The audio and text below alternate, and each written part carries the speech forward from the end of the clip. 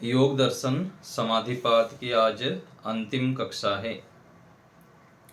तो आज सूत्र संख्या 12 से लेकर अंतिम तक थोड़ा सा आवृत्ति करेंगे।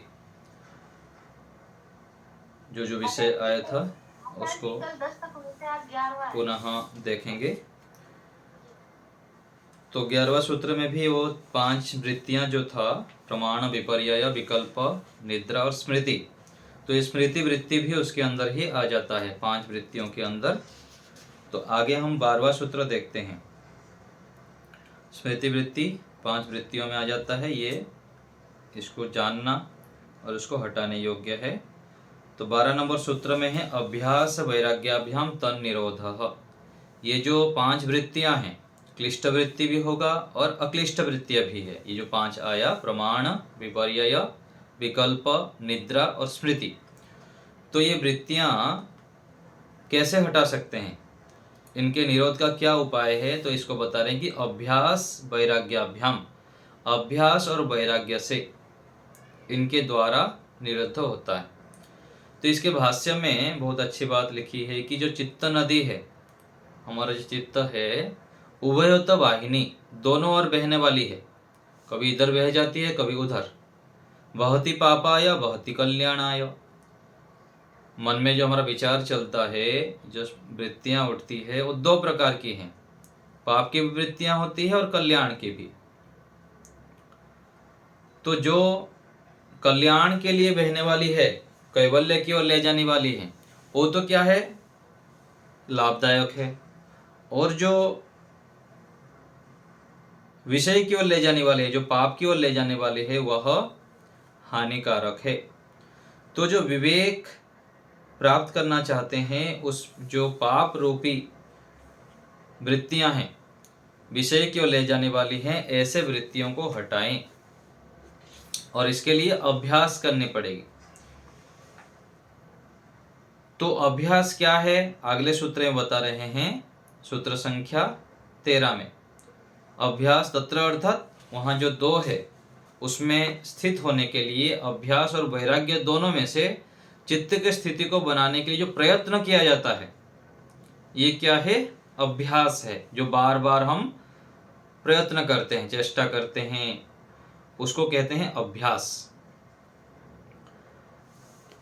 तो अभ्यास कैसे करना चाहिए, उसको 14 नंबर सूत्र में बता रहे हैं। जो अभ्यास है, कैसे करने से वो दृढ़ हो सकता है और हम उसमें स्थित हो सकते हैं। तो कह रहे हैं कि वह अभ्यास दीर्घ काल तक निरंतर्य और सत्कारा सेवितो दृढ़ भूमि ही। जो अभ्यास है, कैसे करने पर दृढ़ होगा, मजबूत हो सकता है, तो कह रहे हैं कि दीर्घ काल तक। वो दीर्घ काल कितना है, वो कोई निश्चित नहीं है।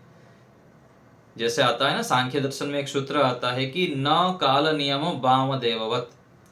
मोक्ष की प्राप्ति के लिए, संपूर्ण दुखों से छूटने के लिए, काम, क्रोध, लोभ आदि को हटाने के लिए ऐसा कोई नियम नहीं है कि इतने दिन में मैं कर लूंगा।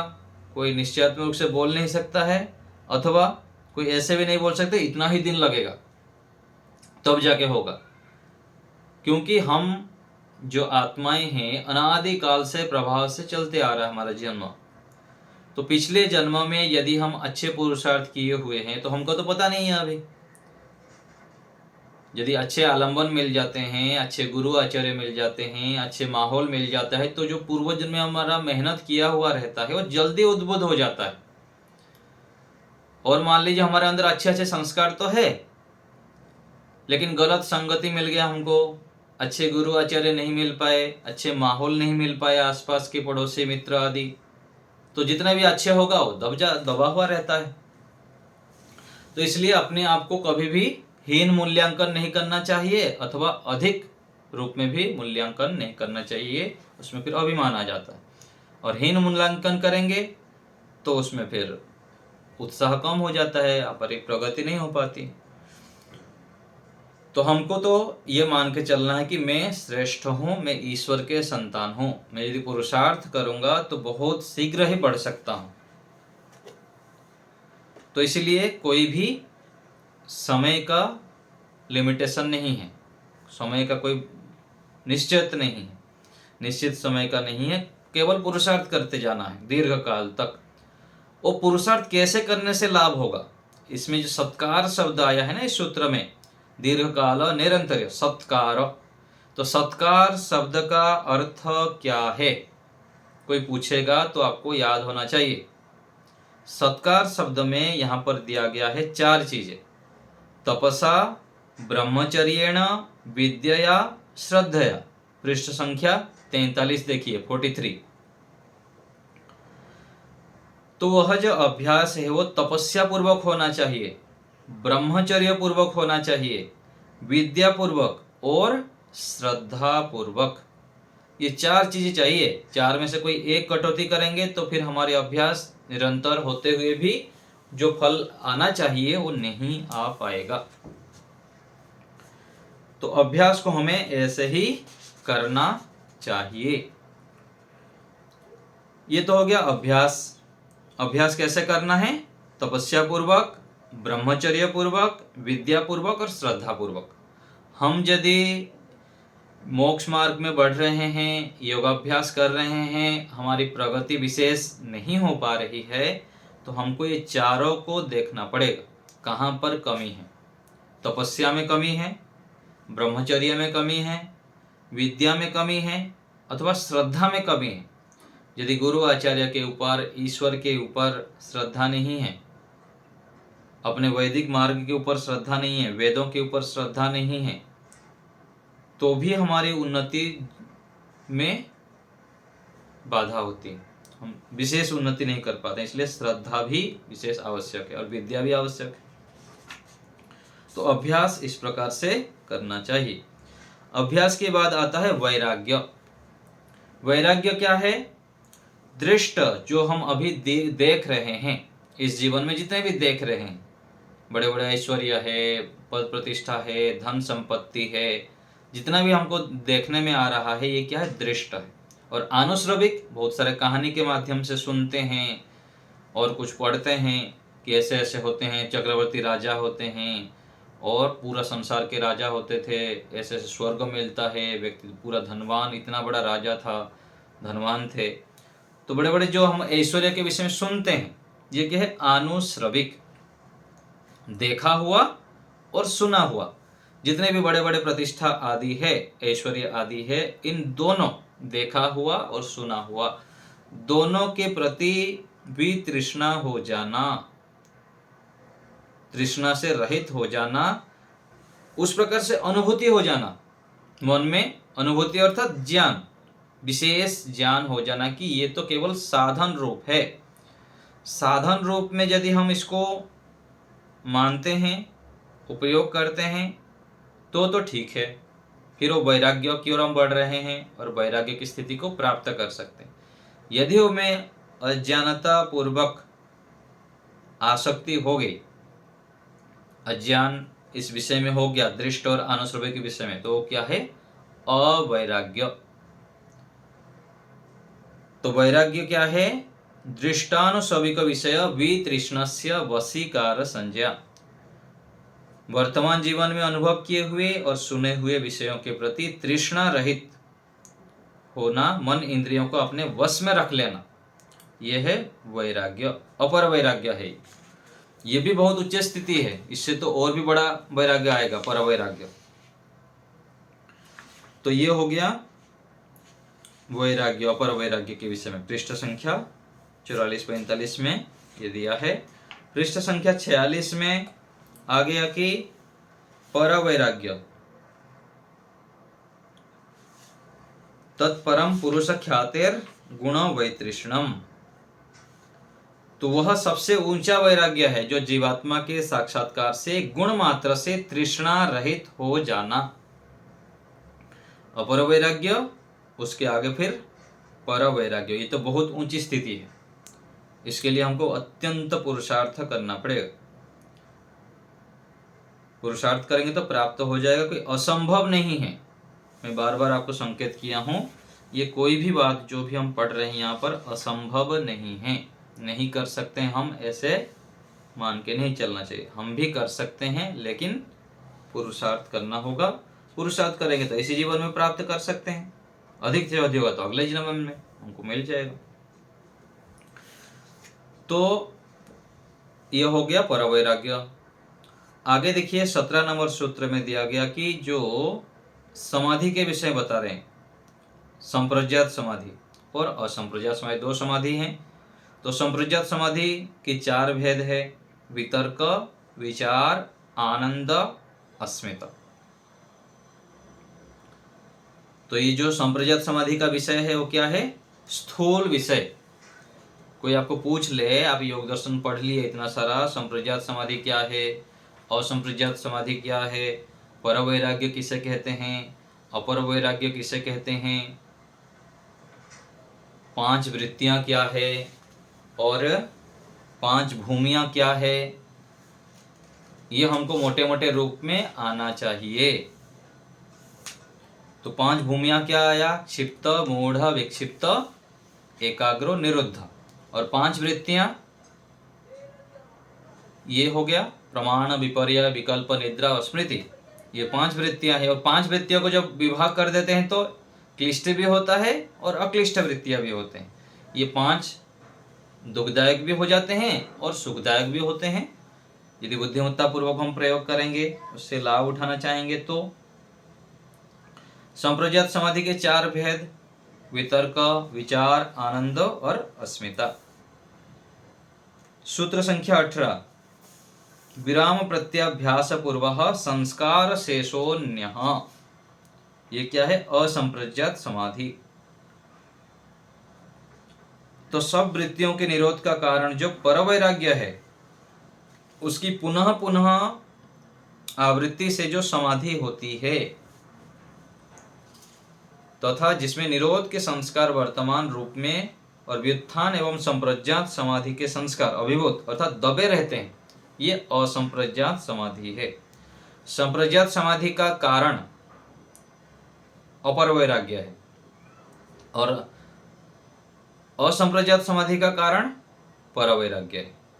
कारण अर्थात कारण से कार्य होता है, जैसे मिट्टी से घड़ा बनता है। तो अपर वैराग्य से संप्रज्ञात समाधि होती है और परवैराग्य से असंप्रज्ञात समाधि। संप्रज्ञात समाधि का जो विषय है वो स्थूल विषय है, पृथ्वी, जल, अग्नि, वायु, आकाश से लेकर इंद्रियां से लेकर आत्मा तक। और जो असंप्रज्ञात समाधि का विषय है वो क्या है? विशेष रूप से ईश्वर विषय रहता है उसमें, असंप्रज्ञात समाधि में। स्पष्ट हो गया? संप्रज्ञात समाधि का विषय हो गया हमारे स्थूल, पृथ्वी, जल, अग्नि, वायु, आकाश से लेकर आत्मा तक, इंद्रियां भी आ जाते हैं। और जब परवैराग्य होता है तो असंप्रज्ञात समाधि होता है। असंप्रज्ञात समाधि के विषय क्या है? ईश्वर। वहां पर केवल ईश्वर से संबंधित ज्ञान और बहुत ऊंची स्थिति है ये। फिर सूत्र संख्या 19, पृष्ठ संख्या 51। आगे आप बढ़ते जाना है, मैं सूत्र बोलता जाऊंगा थोड़ा थोड़ा, नहीं तो जब नहीं बोलूंगा तब भी आप समझते हुए पुस्तक पृष्ठ पलटते हुए चलिए। तो 19 नंबर सूत्र है भव प्रत्यय विधेय प्रकृति लयानाम। तो असंप्रज्ञात समाधि में भी 2 भेद बता दी, भव प्रत्यय और विधेय प्रकृति। नहीं, ये जो असंप्रज्ञात समाधि में 2 भेद आएगा, एक तो भव प्रत्यय और एक उपाय प्रत्यय। तो उस दोनों में से जो भव प्रत्यय नामक समाधि, असंप्रज्ञात समाधि किसकी होती है? विधेय और प्रकृति लय योगी की। तो विधेय क्या है? जो देह से अपना स्वामित्व हटाकर ईश्वर का स्वामित्व मानते हैं और देह अभिमान से रहित हो जाते हैं, ये विधेय योगी है। देह को उत्पत्ति और विनाश आदि दोष युक्त देखकर ईश्वर की उपासना करते हैं, ये विधेय योगी है। और प्रकृति लय योगी सभी संसार के पदार्थ को धीरे धीरे बुद्धि में लाते हुए प्रकृति में लय कर देते हैं, पूरा विनाश कर देते हैं। कुछ भी नहीं, केवल मैं और ईश्वर, सबको नष्ट कर देते हैं बुद्धि में, ज्ञानात्मक रूप में। तो ऐसे करके जो समाधि करते हैं इनको प्रकृति लय योगी कहते हैं। इसी को ही प्रलय अवस्था भी कहते हैं। ये जो प्रकृति लय है ना, पूज्य स्वामी सत्यपति जी महाराज इसका अभ्यास कराए हैं कि प्रलय अवस्था बनाना। कहीं पर आपको किसी विद्वान से सुनने में मिलेगा अथवा हमारे पुस्तकों में कभी मैं बोलते हुए जब कभी आएगा ऐसे प्रलय अवस्था का संपादन, तो ये समझेंगे कि प्रकृति लय अर्थात संपूर्ण संसार को नष्ट कर देना। जैसे मान लीजिए घड़ा है, घड़ा को तोड़ दिए, ठिकरा हो गया, ठिकरा को चूर चूर कर लिए, पूरा डस्ट हो गया। डस्ट होने के बाद हवा चल रहा है, फूंक मार दिए, पूरा उसमें क्या हुआ, कुछ भी दिखेगा नहीं। तो घड़ा का अस्तित्व क्या हुआ, पूरा नष्ट हो गया। ऐसे ही संसार के मानसिक रूप में ध्यान में बैठते हुए आग बंद करके सबको एक एक करके नष्ट करते जाना, नष्ट करते जाना, और सबको पूरा साफ, केवल मैं आत्मा और मेरे परमात्मा, ऐसे स्थिति बना के भी हम विशेष ईश्वर से जुड़ सकते हैं, समाधि अवस्था को संपादन कर सकते हैं। तो ये हो गया भव प्रत्यय नामक योगी। और आगे है उपाय प्रत्यय। उपाय प्रत्यय क्या है? श्रद्धा वीर्य स्मृति समाधि प्रज्ञा पूर्वक इतरेषां। जो उपाय प्रत्यय कैसे समाधि की स्थिति को प्राप्त करते हैं? श्रद्धा, रुचि, उत्साह, योग संबंधी पढ़ी सुनी बातें को स्मरण करके, एकाग्रता उत्पन्न करके, रितंभरा प्रज्ञा पूर्वक जो असंप्रज्ञात समाधि होती है, ये क्या है?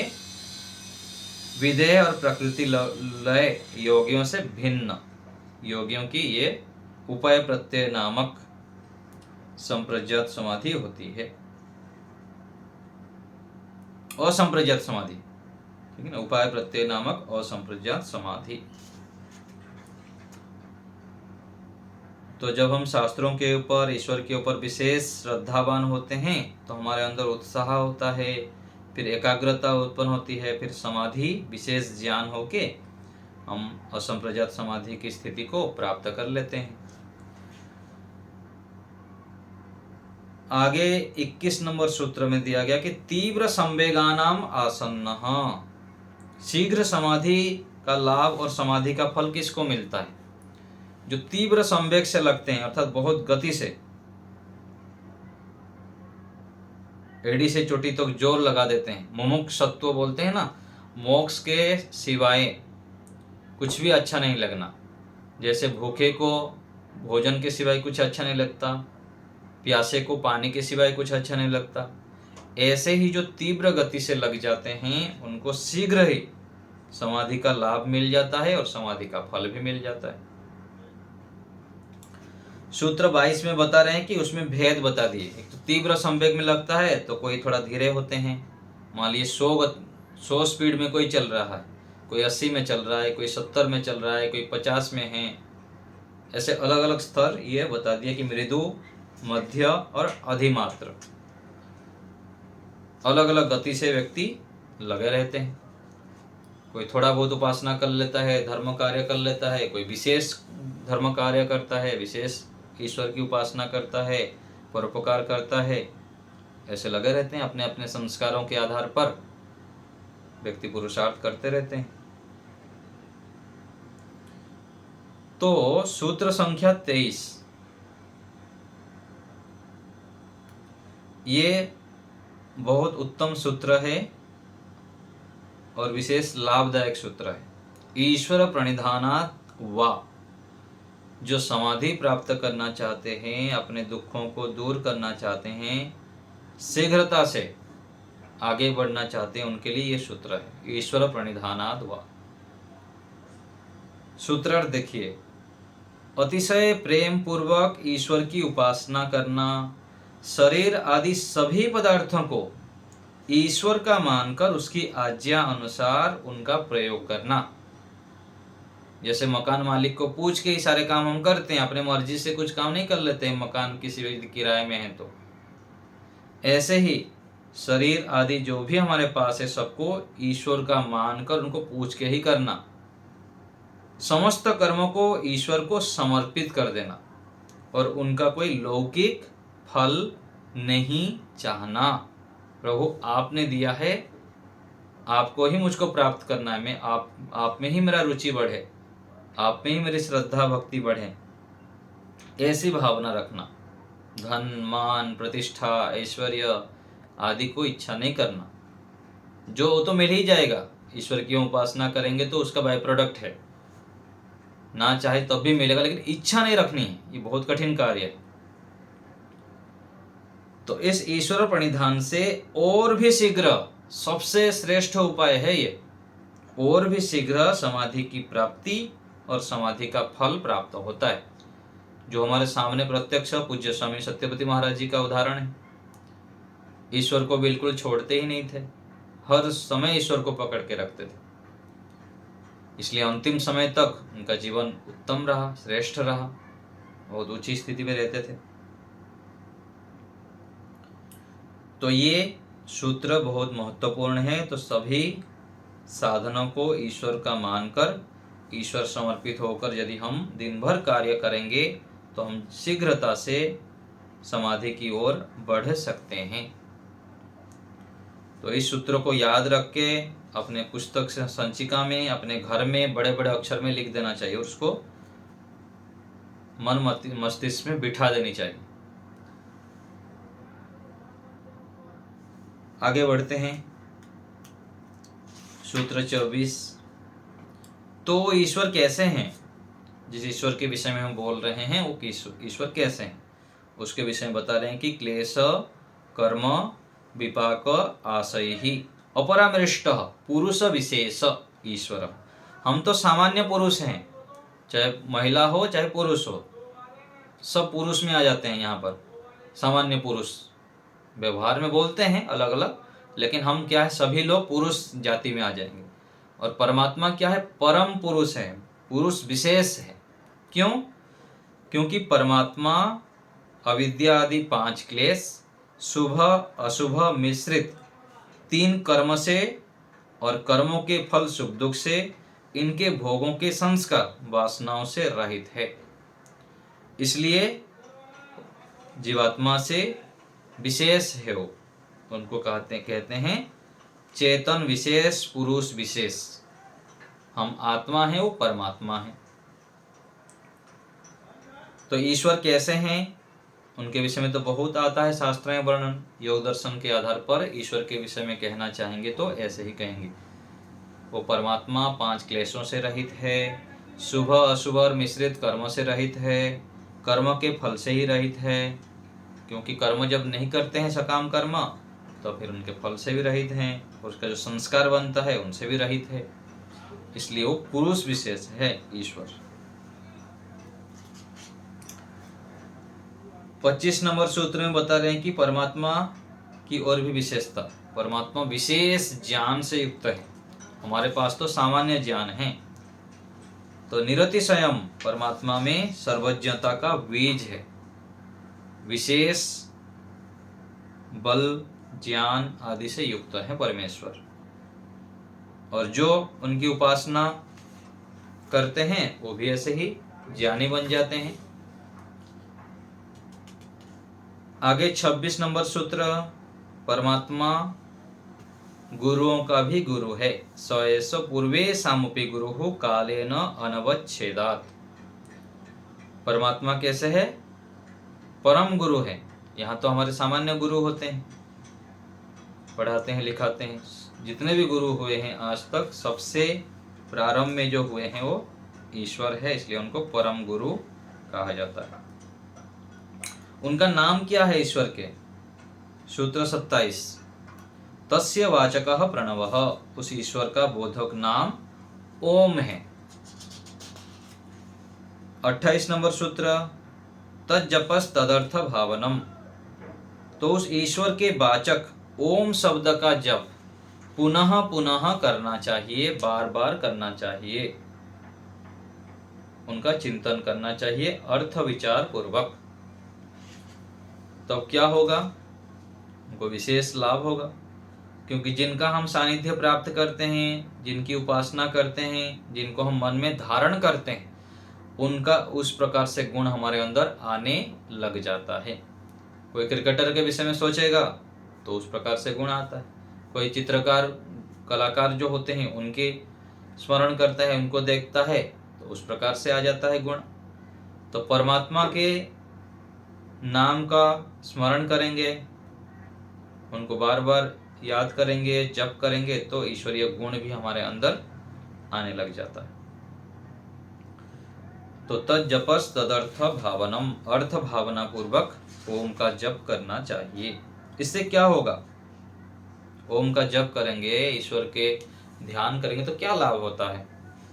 तो कह रहे हैं कि ततः प्रत्यक चेतनाधिगमोप्यंतराया भावश्च, उस ईश्वर प्रणिधान से परमात्मा का साक्षात्कार होगा। कितनी बड़ी काम हो जाती है देखिए। जीवात्मा भी साक्षात्कार कर लेंगे, अपने स्वरूप को भी जान लेंगे। अभी तो हम अपने स्वरूप से कितना दूर रहते हैं, शरीर को ही मैं मान के चलते हैं। शरीर में थोड़ा सा कुछ बाधा हो गई, कोई कुछ थोड़ा बोल दिया तो हम तिलमिला जाते हैं। क्यों? क्योंकि शरीर को ही हम अपना मान के चलते हैं। तो ईश्वर का साक्षात्कार, जीवात्मा का साक्षात्कार और विघ्नों का नाश। आगे जो विघ्न आएगा, आगे विघ्न क्या है? जो आएगा इसमें ना, व्याधि, स्त्यान, संशय, प्रमाद, ये सब विघ्न है। तो ये विघ्नों का नाश होता है। आगे सूत्र में बता रहे हैं, 30 नंबर सूत्र देखिए। तो ईश्वर प्रणिधान, ईश्वर का ध्यान, ईश्वर का आज्ञा पालन, ईश्वर के सानिध्य में बैठना क्यों जरूरी है? ये सूत्र कह रहा है क्या लाभ होता है, इसको हमको मन में बिठाना है। जितने भी दुख, कष्ट, बाधाएं हैं संसार में, उसका स्थायी समाधान यह है कि हम ईश्वर का संग करें, ईश्वर का ध्यान करें, ईश्वर के आज्ञाओं को जानें, ईश्वर में प्रेम, भक्ति, श्रद्धा, तड़प उत्पन्न करें। ईश्वर के लिए हमारा तड़प नहीं होता है, बहुत कमी है, थोड़ा बहुत है, 5-10% के 2%। विशेष तड़प चाहिए, तब जाके हम विशेष उन्नति कर पाएंगे, प्रगति कर पाएंगे और अपने दुखों को दूर कर पाएंगे, क्लेशों को दूर कर पाएंगे। तो सूत्र है 30, व्याधि, स्त्यान, संशय, प्रमाद, आलस्य, अविरति, भ्रांति दर्शन, अलब्ध भूमिकत्व, अनवस्थितत्व, ये चित्त के विक्षेप है, अंतराय है, बाधा है। ये सब यदि रहेगा तो हम योगाभ्यास ठीक से नहीं कर पाएंगे। जो रोगी है वो कैसे ध्यान करेगा ईश्वर का, कैसे धर्म आचरण कर पाएगा? नहीं कर पाएगा। प्रमाद करने वाला, संशय करने वाला, भ्रांति दर्शन जिसको अज्ञान है, तो इन विघ्नों को नाश करने के लिए भी हमें ईश्वर का सानिध्य चाहिए। और उसके आगे उपविघ्न, दुख, दौर्मनस्य, अंग में जयत्व, श्वास प्रश्वास विक्षेप, सूत्र संख्या 31। तो ये भी बाधक है। तो विघ्न हो गया, ये उपविघ्न है।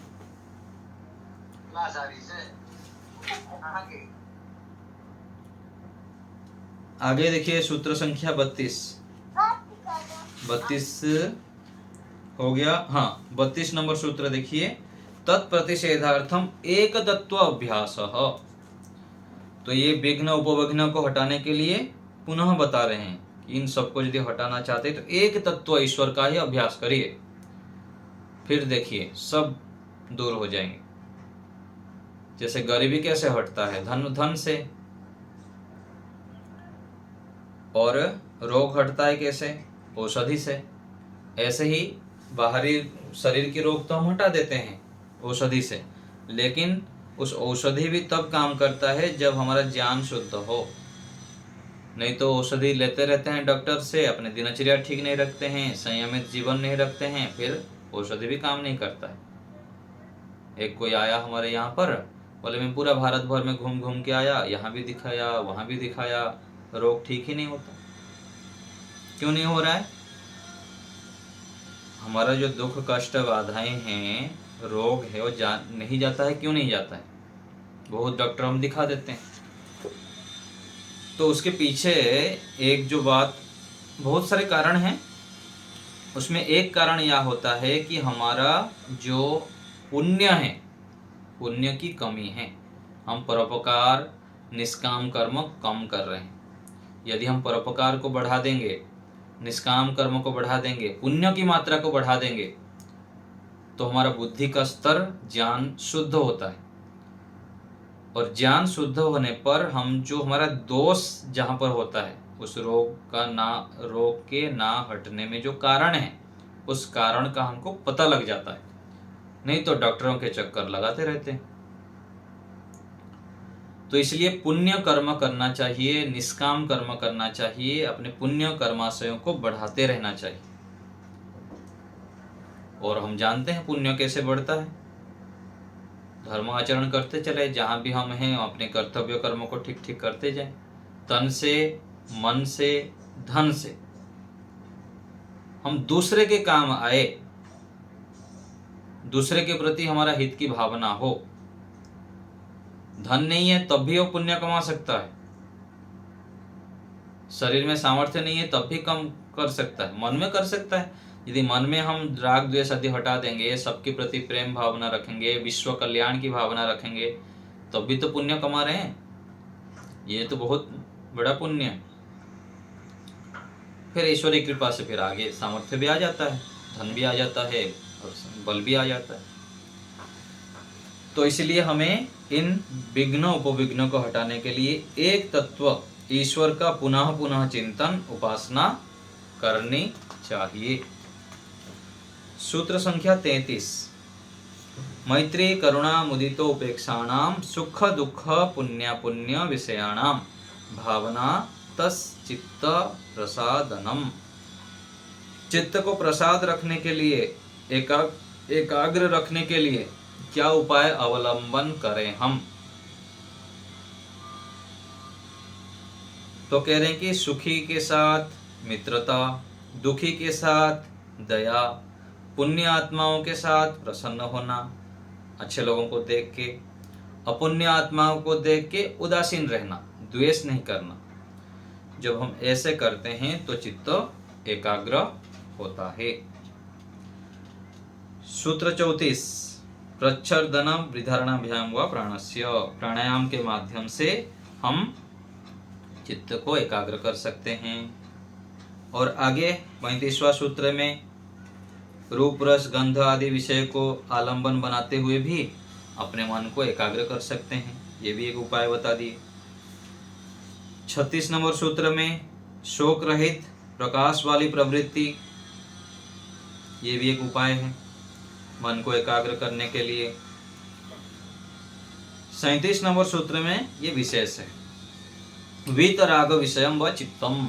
अच्छे अच्छे ऋषि मुनि साधु सन्यासी महापुरुषों को आलंबन बना के, उनके जीवन और चरित्र को स्मरण करके, पढ़ के भी अपने चित्त को हम एकाग्र कर सकते हैं, प्रसन्न रख सकते हैं। 38 स्वप्नो निद्रा ज्ञानालंबनम व। स्वप्न ज्ञान और निद्रा ज्ञान को आलंबन बना के भी हम चित्त को एकाग्र कर सकते हैं। यथाभिमत ध्यानाद्वा। कोई भी विषय, जितना भी यहाँ बता दिए, कोई भी एक को आप जिसको जिसमें रुचि है उसको आलंबन बना के, उसको विषय बना के अपने मन को एकाग्र करें जो आपको अनुकूल है। जब चित्त को एकाग्र करने का तो क्या होगा? सूत्र 40 में कह रहे हैं कि परमाणु परम महत्वान्तस्य वशीकारः। छोटे से छोटे पदार्थ को भी हम अच्छे से जान लेंगे और बड़े से बड़े पदार्थ को भी हम अपने मन में लाके उससे यथा योग्य उपकार ले सकते हैं। सूर्य तो कितना बड़ा है, सूर्य से कैसे उपकार लेना है वो भी पता लग जाएगा। धूप में अधिक धूप है तो बाहर नहीं निकलना है, ठंड में सुबह के समय धूप में बैठना है, उससे लाभ मिलेगा।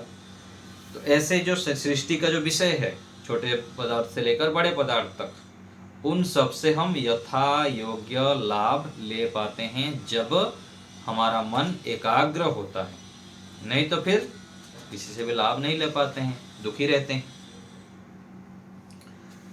फिर समापत्ति का विषय आया सूत्र 41 में। तो समापत्ति अर्थात एकाग्रता। समापत्ति क्या है? एकाग्र अवस्था। जो क्षिप्त, मूढ़, विक्षिप्त, एकाग्र, निरुद्ध अवस्था आया था, तो समापत्ति अर्थात विशेष शुद्ध हो जाना चित्त का, रजगुण तमोगुण आदि से रहित होकर सत्व गुण से युक्त हो जाना, उस स्थिति को एकाग्रता स्थिति कहिए अथवा समापत्ति कह लीजिए। तो उसमें भी सवितर्का, निर्वितर्का, ये सब हम देख लिए थे। आगे थोड़ा बढ़िए, सूत्र संख्या 47 में आइए, पृष्ठ संख्या 98। तो जब निर्विचार वैशारद्य हो जाता है तो आध्यात्म प्रसाद उत्पन्न होता है, विशेष ज्ञान। उसमें क्या होता है? प्रज्ञा प्रसादम आरोह्य औशोच्य शोचतो जनान भूमिष्ठान इव शैलस्थ सर्वान प्राज्योनुपश्यति।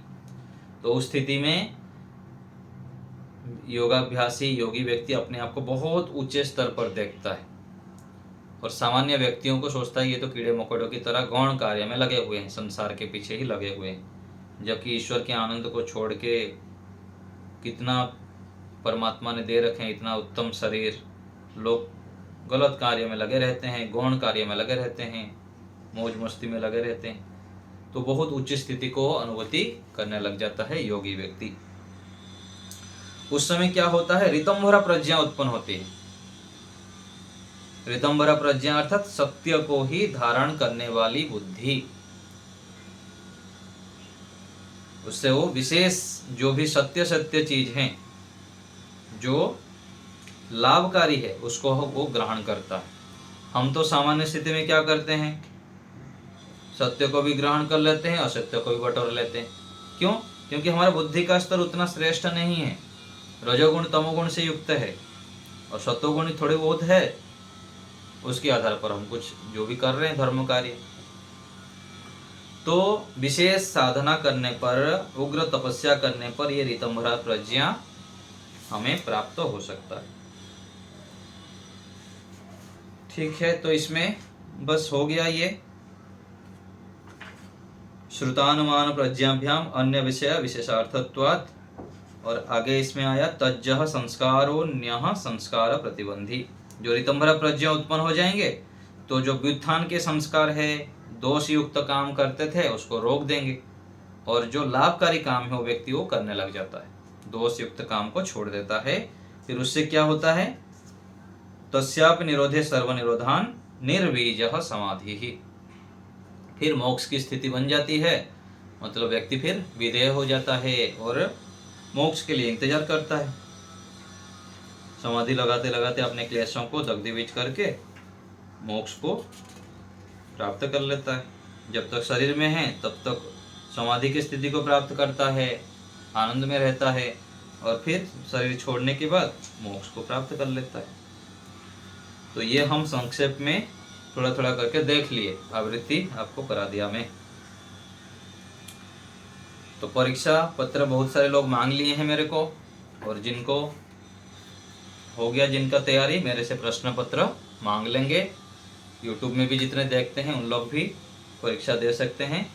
डिस्क्रिप्शन में नंबर रहता है मेरा, व्हाट्सएप में प्रश्न पत्र मुझको मांग लेंगे, मैं भेज दूंगा। फिर आप लिख के उसका उत्तर मुझको भेज देंगे। अभी आप लोग को कुछ पूछना हो, बताना हो तो बोलिए। नमस्ते। मैंने ये पूछना था, आप ये कौन सी किताब में से पढ़वा रहे थे? सत्यपति की रची है या दूसरी है? हाँ जी, स्वामी जी की। सत्यपति जी की है? हाँ जी। तो ये कौन सा उस पे आज किया आपने? 48वां श्लोक। आज पूरा प्रथम पाद को ही आवृत्ति करा दिए। अच्छा जी, प्रश्न पढ़ाना है तो कौन से उस पे आना है? मैं इसीलिए पूछ रही थी, तब मैं टाइम से किताब खोल के बैठूंगा। हाँ, कल से हम द्वितीय पाद शुरू करेंगे। कल से द्वितीय साधन पाद प्रारंभ होगा। ठीक है। हाँ, राजमाता जी आपको भेज दूंगा मैं, मेरे को नमस्ते भेज देंगे। मुझे भी भेज देना। हाँ जी, माता जी बोलिए, राजश्री माता जी। नमस्ते आचार्य जी। प्रश्न पूरा विवरण लिखना है कि ऑब्जेक्टिव टाइप से? देख लेंगे, प्रश्न पत्र मिलने के बाद आपको सब पता लग जाएगा। दोनों तरीका ही है, जितना भी आता है अपने हिसाब से दीजिए। परीक्षा देने से विशेष लाभ होता है, आपको जो पढ़ा हुआ वो भी आवृत्ति हो जाती है, और जो जो विषय आया है वो भी आपकी आवृत्ति हो जाएगी। कितने मार्क्स आएगा नहीं आएगा उसको चिंता मत करें, बस परीक्षा देने की थोड़ा तैयारी कर लीजिए, पहले अच्छे से आवृत्ति कर लीजिए, फिर प्रश्न पत्र मांग के परीक्षा दे देंगे। और ये प्रश्न पत्र कब तक आप कब तक परीक्षा देंगे? जब आपकी तैयारी हो जाए तब दे देंगे। 2-3 दिन बाद मांग लेंगे? हाँ जी, हाँ जी जी। और उसका उत्तर का फोटो फाड़ के आपको भेजना है? जी जी। धन्यवाद आचार्य जी। पीडीएफ मेरे से ले लेंगे, फिर उसको प्रिंट निकाल देंगे, या तो प्रिंट निकाल के उसमें लिख के मेरे को फोटो उठा के भेज दीजिए, अथवा उसमें से पीडीएफ फोन से देख के उसका आंसर किसी कागज में लिख लीजिए, फिर उसका फोटो उठा के मेरे को भेज दीजिए, मैं उसका करेक्शन कर दूंगा। ठीक है, और कोई बात किसी को पूछना है?